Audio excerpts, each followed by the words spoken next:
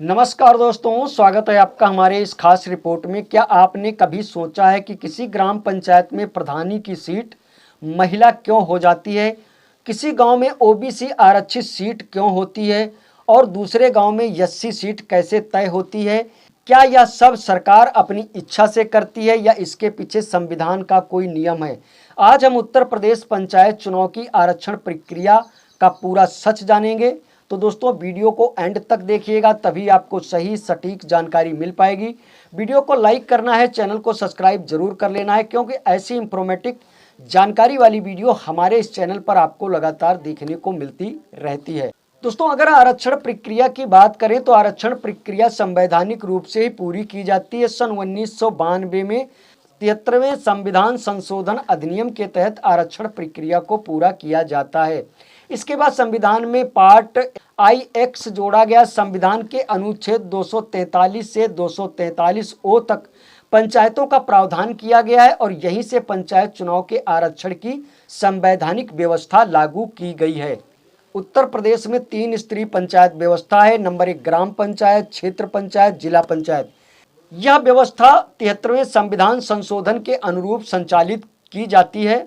सबसे पहले यहाँ पर जानेंगे आरक्षण कैसे तय होता है। सबसे पहले अनुसूचित जाति यानी कि एससी आरक्षण तय किया जाता है। नियम यह कहता है कि जिस जिले या क्षेत्र में एससी आबादी जितनी प्रतिशत होगी, लगभग उतनी प्रतिशत सीटें एससी के लिए आरक्षित की जाएंगी। उदाहरण के लिए आपको बताते चलें कि यदि किसी जिले में एससी आबादी 22% है तो लगभग 22% पंचायत सीटें एससी की आरक्षित की जाएंगी और इसका आधार जनगणना का डेटा ही होता है।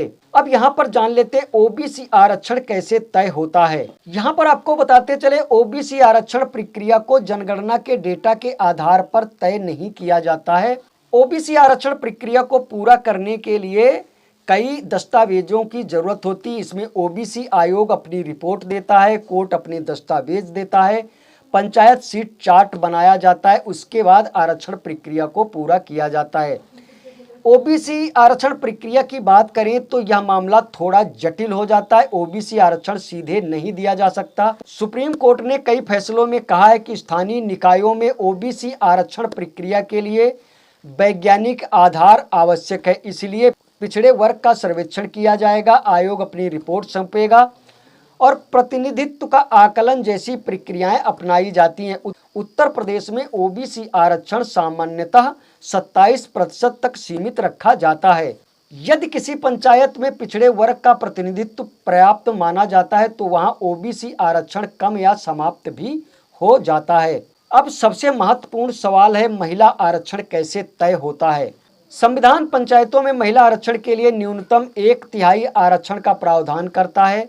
उत्तर प्रदेश सहित कई राज्यों में यह बढ़ाकर 50% तक कर दिया गया है। महिला आरक्षण सभी श्रेणियों के भीतर लागू होता है, जैसे कि एससी महिला, ओबीसी महिला या फिर सामान्य महिला, यानी कि महिलाओं को किसी भी कैटेगरी में 50% तक का आरक्षण दिया जाएगा उत्तर प्रदेश के अंदर।